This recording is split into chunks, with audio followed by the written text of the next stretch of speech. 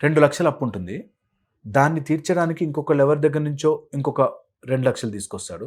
ఇప్పుడు ఈ 2 లక్షలు తీరలేదు, అవి తీరలేదు, 4 అయ్యాయి. 4ని ఈఎంఐ కట్టుకోలేక లోన్ అప్లై చేస్తారు.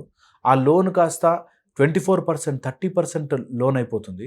అది తీర్చడం కోసం ఇంకోటేదో వస్తుంది. ఈ మధ్యలో మళ్ళీ హెల్త్ ప్రాబ్లమ్స్ వస్తాయి. ఇలాగ లోపలికి కూరుకుపోయి 15-20 lakhs దగ్గర మొదలుపెట్టి కోట్లలోకి మారిపోయే బ్యాచ్ ఉంటారు. వీళ్ళు చూస్తూ కళ్ళారా అరే అది వచ్చింది, ఇది తీర్చేద్దాము, ఆ చిట్ అక్కడి నుంచి వస్తుంది, ఇందులో కట్టేద్దాము అన్న దాంట్లో మళ్ళీ ఇంకో ఖర్చు వస్తుంది.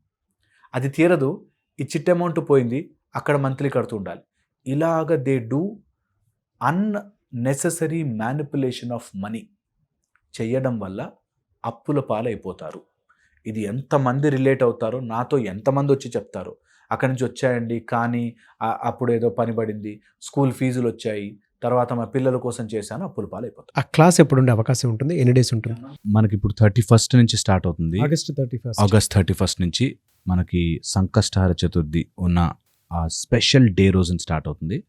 అండ్ తర్వాత మనకి వినాయక చవితి, వినాయకుడికి సంబంధించినవి అన్నీ కూడా కౌళ సూర్య సాధనలో హెల్ప్ చేస్తాయి మనకి. For more processing, more mind పీస్ఫుల్గా ఉండడానికి, ఫోకస్ పెట్టడానికి, ఈ ఫైనాన్షియల్గా కానీ, లేకపోతే రిలేషన్షిప్స్లో కానీ, లేకపోతే స్ట్రెస్, వర్రీ, యాంగ్జైటీ, వీటన్నిటికీ కూడా ఒక మెడిటేటివ్ రూపంలో మనం ముందుకు వెళ్ళడానికి ఉపయోగపడుతుంది. సో వెరీ స్పెషల్ డే ఆ రోజు.